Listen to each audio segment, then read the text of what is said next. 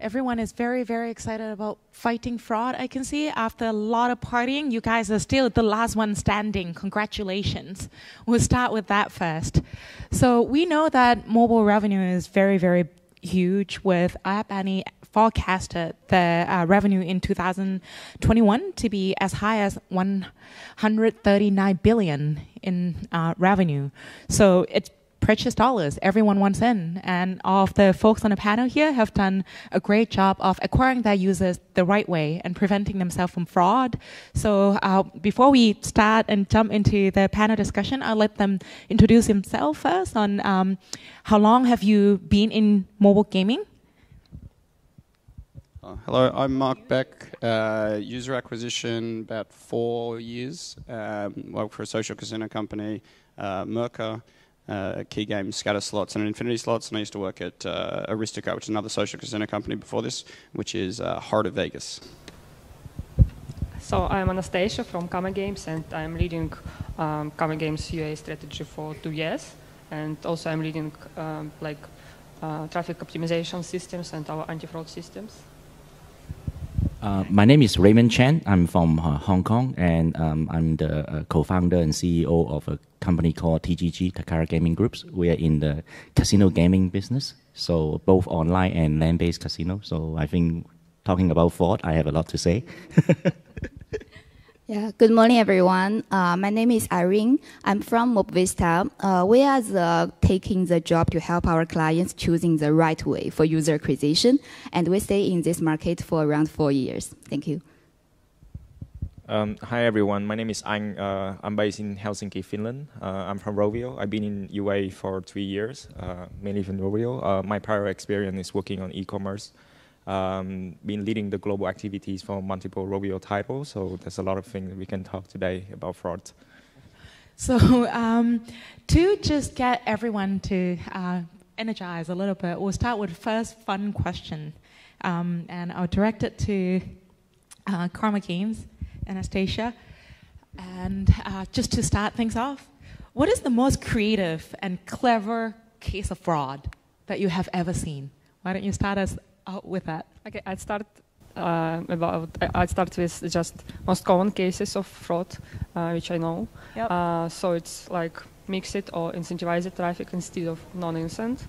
This is the most basic stuff you can have as a fraud. But as for our most interesting experience, not very positive but still interesting, it was like imitating of high percentage of pairs. So I bought like few hundred installs, and so very, very high conversion to pairs. And I thought, oh, it's a good campaign, I need to invest more. But then I checked these pairs, and I found that they pay just $1 and then gone away. So it was like imitating a high percentage of users. So fake in-app purchase? Yep. Not just install now? No, they were not fake, they was real. They're real? Yeah, but but they wasn't incentivized.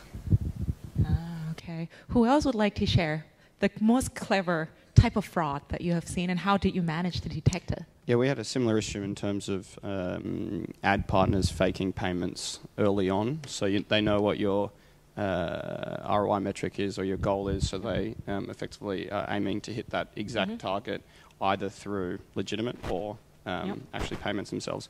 I think somewhat of an interesting case of fraud, it's not as black and white, was we had people with fake real money gaming ads for our social casino game. Wait, fake so real money you can game. win real cash here, okay. And that's not what social casino is, right? So this is an example of like misleading advertising from partners. So it's kind of fraud because it's misleading advertising. So this is another example. Yep. And how just staying on you, Mark, how did you detect that the traffic that you were getting were fraudulent? I mean, yeah, so the payment issue, this is just looking at longer term ROI numbers and then saying, okay, this is clearly an issue. There's some pays have kind of stopped playing. Yep. The fraudulent, misleading advertising was actually a very similar issue. What we saw was really high value of user early on because they were misled into believing this was real casino. And then we also had a slew of customer support tickets come in and say, you know, I was misled effectively. Yep. Anyone else want to share? So for me, it's one of the cases that I've been tackling too is not with the payment, but more with the downloads. So with the attributions that we're running with a lot of networks, and one day we see that there are few networks that there's a huge amount of clicks. Let's say few million clicks, and there's only like a few hundred downloads. So apparently the actual conversion is 0.0 something %. And you know that for the media buying, you buy on a CPM base. So there's no way that the network is serving your ad, even though that it's converting so poor. So we're talking with our attribution, and they say that's normally is the, and then we investigating further, and we figure out that it's some of the network or some of the publisher was actually doing the click dropping or click spamming. Or the other case that they actually do is that they're attributing all of the impression into the clicks, which is the most common case, and normally they call it a misunderstanding. But for me, it's pretty much a fraud because you shouldn't do that in the first place. Okay. Continuing on, you guys already touched on some of the metrics that you look at. I'd love to hear you elaborate a little bit more in terms of fraud detection and prevention. What are metrics that you look at beyond, when you do your user acquisition campaign, in addition to CPI, normal install, value of user? What other metrics give you a leading indicator that, hey, that something's odd? I mean, for that specific click spamming, we look at the time between click and install to make sure on as detailed possible level. So if we see a huge amount of clicks come in and then a longer period until they're actually installing, this is an idea of that maybe these were not actual clicks that they were sending. This was completed video view or some other definition that they had. And one more thing for that part. Actually, for these cases, normally we will suggest to do offline reporting, not only see the online data, because device is true, user is true, even maybe it's very good quality, but once you just lock down all the data and then you see the offline analyze, you will see, let's say, some installs happen in very less than 5 seconds just after the click, or maybe there will be a significant spike of install coming in, that we will call it suspicious, so that we will look very deep to see other features, whether there's something wrong or not. Yeah. Since we are in the real money casino gaming business, like we help game developers to convert their game into real money. Higher incentive for you. Yeah, well, for your users. Yeah, so it is more serious problem. And usually in the casino gaming, real money casino gaming, there is like two part of fraud. Like one fraud is like there is a malfunction in your products. There is a loophole in the products, and people will spend like days and days to look for those loopholes because they can make money on that, right? But that part, you can fix that. The part that you cannot fix is like the other kind of fraud is like related to the employee, that insider that would create a loophole in the games. Like for example, there is a classic example happens about 10-15 years ago. If you would play video poker, in Las Vegas on like a Caesar Palace on those machines, there was a loophole inside. Only that specific programmer knows.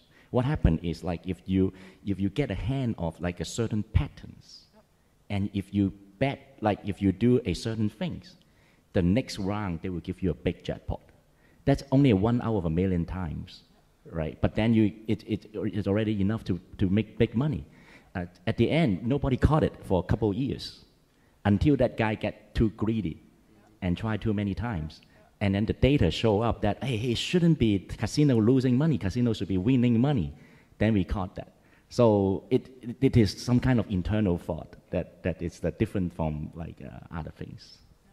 Yeah, and let me say a few words about like pretty basic incentivized traffic, like play one level and get 5 potatoes.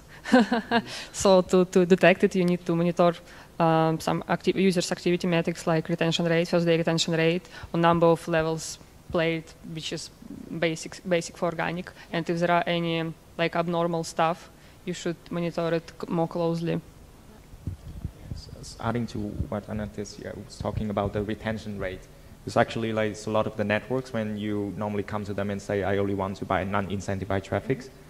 But apparently some of the networks are actually like mixing the traffic, like incense and non-incense.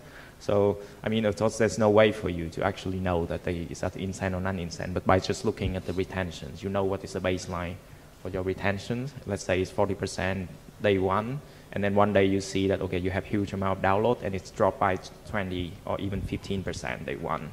You know that something shady is going here. So, I mean, the network has no way to say that, hey, this is non-incent, because if it's non-incent, there's no way that it's that low. So that kind of thing that you need to confronting them is a long process, but at least it's something that you can do. And it's not just incent or non-incent, it's also platform, country, device, etc. So, you know, whatever you agreed to on your I/O is what you should be receiving in traffic. So if it's, you know, you've asked for iPad users and you're getting Android tablet users, you shouldn't be paying for it. It's not, it's fraud. So just listening to the conversation here, it's a large amount of data that you guys need to work with to identify patterns, to also, you know, like reactively and also proactively on what to improve. Can you share with me more on how much time do you actually spend on detecting, preventing fraud, and do you do it manually? Do you have an automated system to do it? What kind of tools do you use? So actually, the most important one is that when you're choosing the attribution partner, so for mobile it would be Adjust, AppFlyer, or Kochava, or Tune. They should be the first one because they have the fraud prevention package that you buy and you pay for. So they have they normally like filtering the fraud for you and not attributed to the networks that is claiming to be fraud. A lot of cases that is sneaking to. So even the case that I was talking about, the high amount of clicks and low download, our attribution partner know that it's actually happened, but they say that there's no way for them to actually preventing it because it's a legitimate download. It's just attributed in the wrong way. And I say that it's wrong because we pay you. And they say that, well, you know that it's wrong, but you need to do it yourself. And I was like, I pay you to actually filter it for me, and now you say that I have to go to the network and confronting the network myself. So that's kind of like a very long process. So it's both manual and it's both like automated in here. Is it like, you know, 70% automated, 30% manual, or? I would say so. Okay, around there. So a mix of both. What about you, Irene? Yeah, actually, I totally agree that the first step is about the attribution partner, because attribution partner is playing the judgment work in our process. Whether this install belongs to which partner, whether this install it's a true install, maybe it's a fraud install, I need to deduct it or I just send and pass it. Because once you pass it to our side, it should be counted as a bearable install. But in our hand, I do not think that we only focus and rely on the attribution partner, because everyone knows tricks just appear one after another. It's an ongoing fighting as our topic today. So for our side, what we do is, first of all, we do the online and in real time analyze and monitor. So in that case, if we see some of the blacklist IPs and also very high duplicated rate of device ID or rate of all that things, or it's abnormal CVR, our system will just put that kind of traffic as suspicious in real time and then give alarm for the operation team. Then it comes to the manual work. Apart from that is that if the rate is too high beyond our rule setting, we will just cut the inventory immediately by our system. But that's not the end. After that, what we do is we do, as I mentioned, offline analyze. That should be doing it on frequently and periodically level, weekly report, bi-weekly report, even monthly report, because no one knows what will happen if you only do weekly reports. How about the next week? So what we do is that by together combining that, we can get more detailed information about it.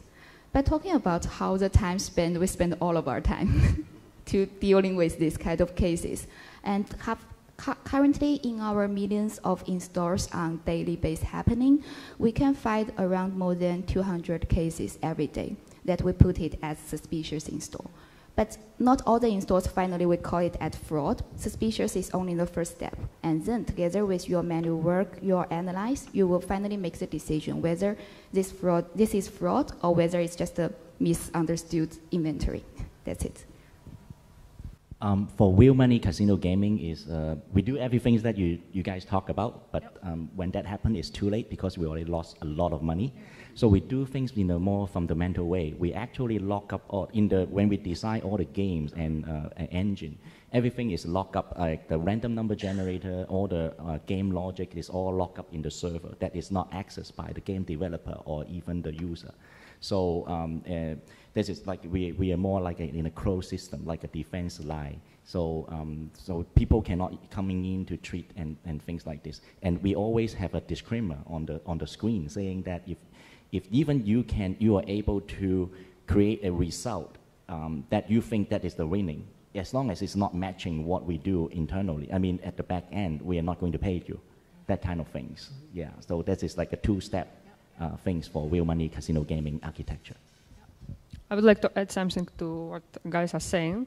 Our anti-fraud process starts with choosing the right partner, because if partner is transparent, if they are big enough, if they know the source of their traffic, you are pretty protected. But if this is like less transparent system, we monitor it more precisely.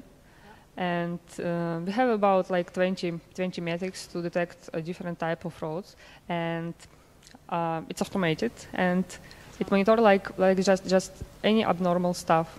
We have normal rates for each metric, and if system sees something abnormal, it just alerts me, and I go deeper in metrics and to find what's happened. So set up automated rules and then get flagged when something is flagging. Okay. Yep. What about you, Mark? Yeah, so similar. I think attribution companies are really the ones that we are trying to push to solve this problem.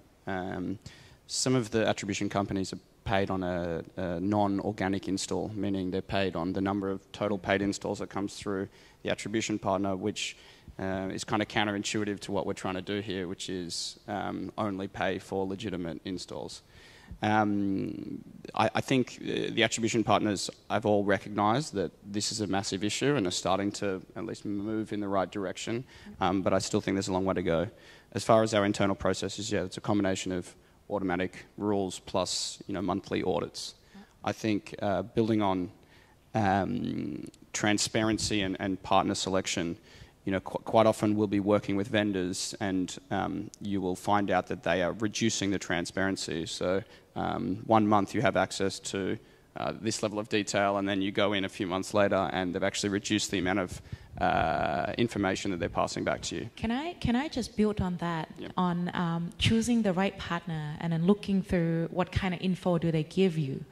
What is the must-have information that you request from your ad networks or agencies or publishers?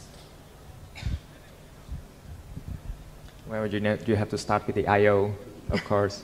So for us, we have like, I don't know, when I started in Rovio, we have pretty much like until now 10 to 20 times we have to change the I/O. So every time we update, like, please don't buy traffic from here, app discovery, app dropping, icon dropping, incentivized traffic, this kind of stuff.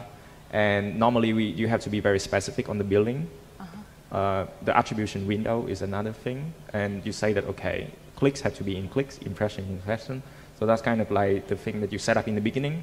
So it's always preventing you. Of course, when the issue happens, it's always costing you time to go back and forth to confronting them. But it's better to set up in the first place. So there's an attribution window that is agreed upon. There's a set list of exclusion of what you don't want.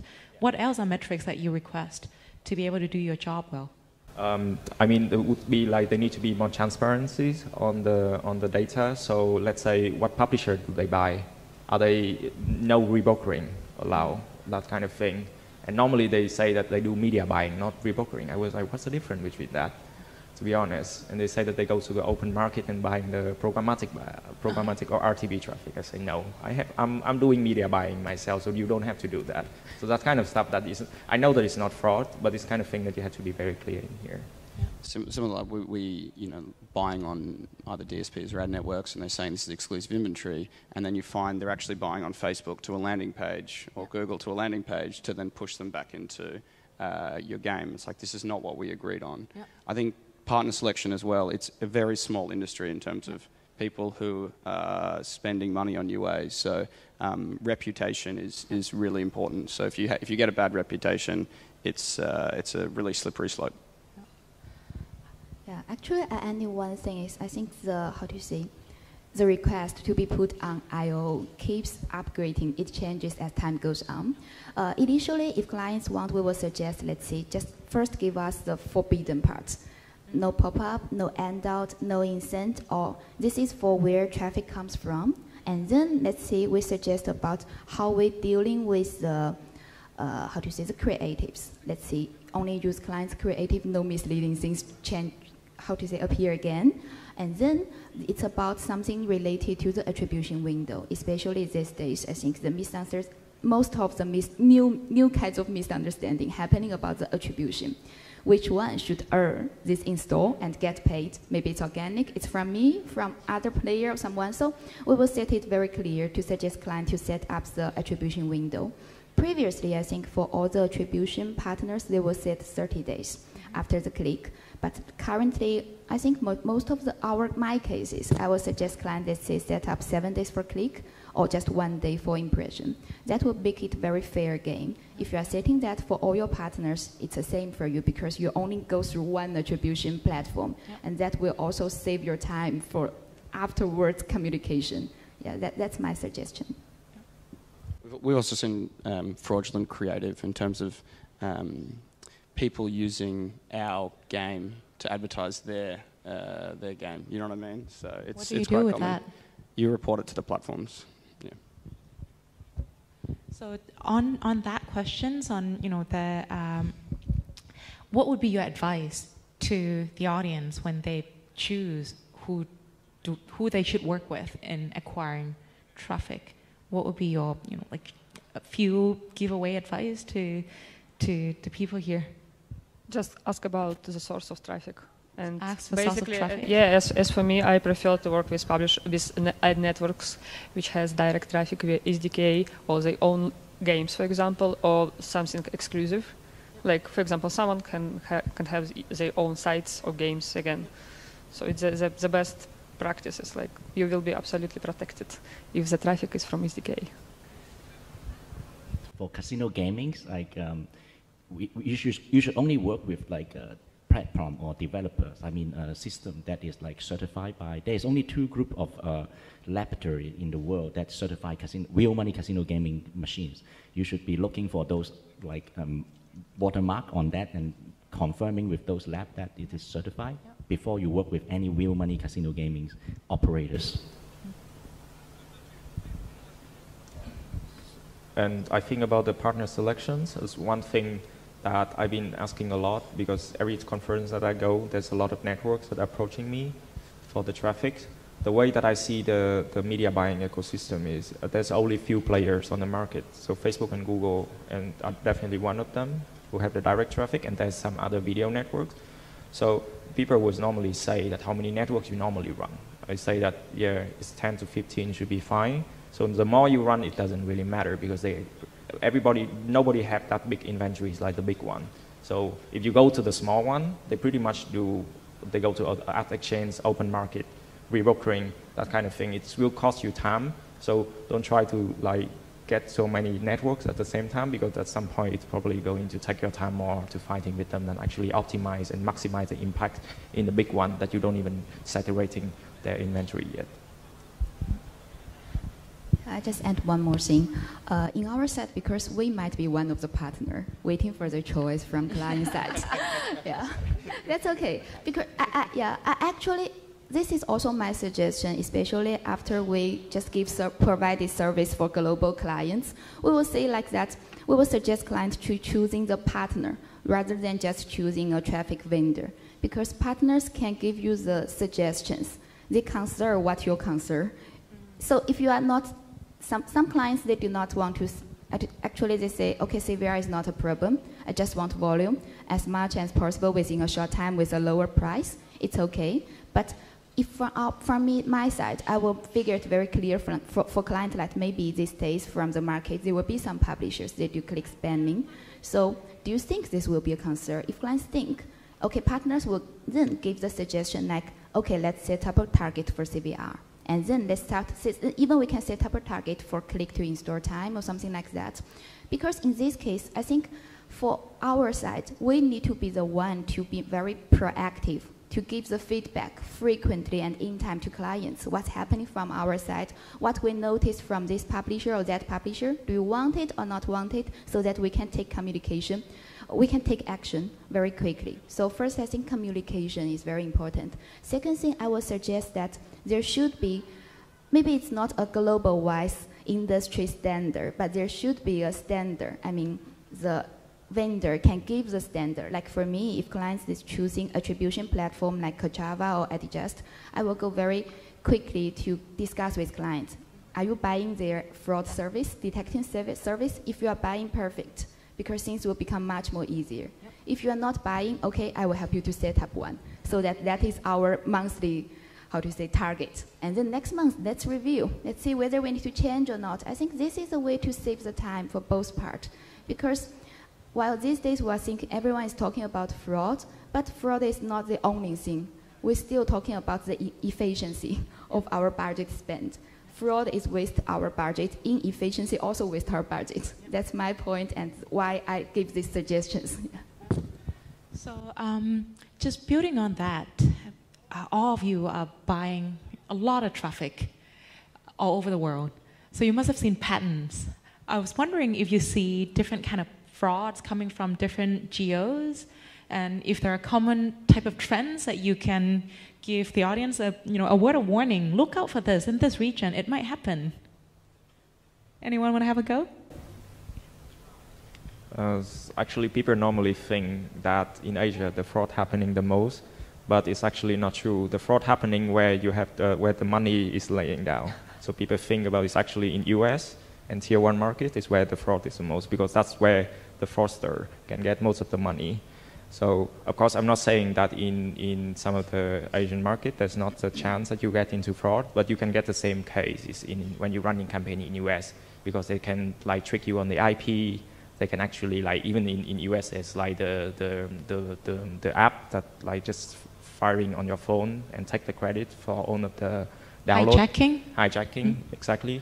So that kind of stuff. So I mean, the trending here is happening on a global scale. But I know that all of the attribution partners, they're releasing some sort of annual report, like saying like which area in the world that have the most. So it's just for you to know that you have to be more careful in there. So if I were to translate, if you spend money in tier 1 high user acquisition cost market, be careful.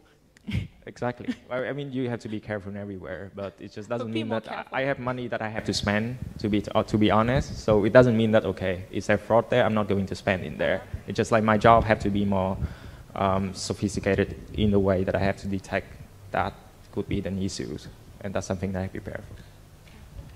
Yeah, I think it's probably more something like buying US traffic, and then when you look at the IP address, it's not coming from the US. It's probably more of a geo-specific thing. And I think in general, Android is probably more platform related than country for us at least. Actually, I have nothing to add. Yes, if you're buying, you've experienced them all. Yeah, I know the same, because if you are buying in countries with high competitions, you'll probably there are more chances to be cheated. So you need to be very attentive in Tier 1 countries, especially, but everywhere as well. Okay, so just to round things off, we spoke about the metrics that you look at, and you guys share a lot of very interesting metrics like retention, IPs, both offline, online. Look at rules, look at where the install are actually coming from, and a mix of really trying to use reliable attribution partner to help aid your decision in preventing and also fighting fraud, and be careful in wherever you spend, but extra careful when you know that there's high incentive for them to game. What about internally within your company? Because do you have a dedicated teams to look at the data and say, hey, you know what, like this is good, this is not good, don't pay for this? Or do you have a separate team that look at fraud, or it's the same team that do user acquisition? Yeah, I can start. So for us, it's a BI team to develop this system, anti-fraud system, which is automated, but each member of my team knows how to monitor it and how to detect fraud. So there is one part is on BI side and the other part on our side. So I'd say it's more internal than external for us. So awareness has to be all across the company on metrics, what to look out for. Yep. For real money casino gaming, for like my company, I think 30% of our resource and allocation actually related to detecting fraud. We work with casinos around the world, so we get a lot of data. So we're specifically looking for data that like our games or our performance is too good to be true. You know, those then we will send a team over there and actually like check their CCTV and things like this. So it's a lot of money, but at the same time we do make a lot of money out of there. So we have to spend like, but at the same time we do have to spend like 30% of our money back to avoid the situation get worse or something like that. So real money gaming. That's actually an interesting point. So for land-based casino, correct, 30% of your revenue goes into fighting fraud. Yes, because we have to keep checking, like internal checking the software from all the way, sending a team over there to do investigations. It's like aircraft accidents, like you send a whole team over there. It's true because every time we have a problem, we are talking about millions of dollars lost. What about in online gaming? Do you guys spend as high as 30% on fighting fraud? If anyone want to share? I mean, to be very honest, no. Because the max that I spent was for the attribution partner to buying their fraud prevention package. And all of the other work is a human work, just me and the UA person. So it's more time. Yeah, so no. Okay, I think we have some time for Q&A. So I'd like to thank the panel first before we open up for Q&A. Okay, let me start off with a question that, I don't know, maybe it's a bit out of, but has anyone ever tried to engage with somebody who is, in your view, committing fraud and hire them, get them on your side? Of course we do. We know people, I mean, in Macau, even in Singapore and Las Vegas, and so we know who are good at those. We actually sometimes would hire people to hack our system, to try it on. We will let them know, not with my company, but with my previous company, we actually hire them to try to beat our system, and then we're closely monitoring them, and so. I'd rather have someone that I know that beat our system than other people's doing that, because at least I know where to get the money back. We've hired people from advertising networks, so we have kind of an understanding of the tips and tricks that they play. I guess it's not fraudsters specifically, but having an idea of people that are on the other side is helpful. I think for actually the game specifically, so we also have kind of cheaters in our game in terms of hacking the game to get free coins, and we tag them as hackers, and there's some kind of response to them. But one of the things we do is rolling out our new versions to these hackers first as like a Q&A for them, because if they can break That's it... genius. So specifically for device hijacking, just now it was mentioned briefly, but for networks where you see very high number of clicks, is there specific benchmark? For example, if the conversion rate is below a certain number, then you consider it to be click fraud. And how do you exactly solve this problem? Do you just pause the network immediately, or is there anything that you can do to try and solve the problem? For us, there's a sliding scale, but the time between the click and the install and the quality of the install afterwards is all taken into consideration. And then depending on how serious it is, cancelling, not paying the IO, etc., is all kind of steps you can take. Can I ask an additional question on click to install time? What's acceptable range that you guys are looking at? I think you just want to look for deviations from the normal, right? So whatever is standard. It's not uncommon for someone to download a phone but then not open it, and that's when it fires. So it's not uncommon to have delays, but if there's something that's significantly off from your standard traffic, then you've got an issue. So you've got your own internal bench. So actually, I can give you some of the benchmark. So I know the network is running depends. So if you're running traffic on the display, it's normally, or image is normally lower. The conversion is lower than video. So you have the benchmark. Let's say Facebook is normally 50%. the other video network is normally 25%. So even like if they're running on display, which is like image or banner or interstitial, it should be like at least above 0.5%. That would be the benchmark. So whatever thing is lower, of course it's for variety based on the game, but whatever thing is lower is suspicious, or sometimes it can be like 100 times lower than 0.5%. So that's definitely something that you see that is fraud. And for the actions, this is a tricky case because it depends on you, because the download that you see in there is a good quality, is the real download. So it's nothing, it's just attributed in the wrong way, for example. So the way that I see is that either you want to confronting them or you can just let it go, which is the case that I see a lot with the other people. For us, we don't want to let it go because we want to actually, it's not fair for the one that like working so hard that to get the credit for the download. So we normally talk to the networks, and it take, you would see that it's take like weeks of confronting back and forth. So it's a very long process, and yeah, you can either shut them down like immediately just to give them a warning, or you can tell that, okay, if you guys don't do anything within a week, are we going to like never do any business with you anymore? So that's kind of stuff that you could do. If not, I'll ask the panel one last question, because the word attribution comes up a zillion times on this panel on, you know, how do you, like, attribution model, attribution windows and all of that. What are common mistakes that the audience should avoid? Like, what have you learned?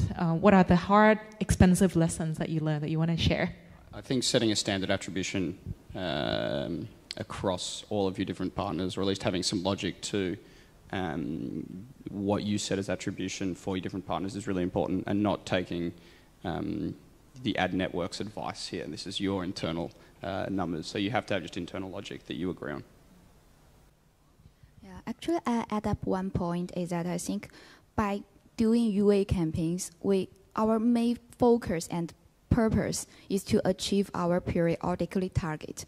So what we do is that we will suggest client to make it very clear target within a period of time, and then try as much as you can with a clear standard. So it's the best way to achieve efficiency. Yeah. Good. Then can I ask for hands for a round of applause for our panelists? Thank you so much. It was a fantastic discussion.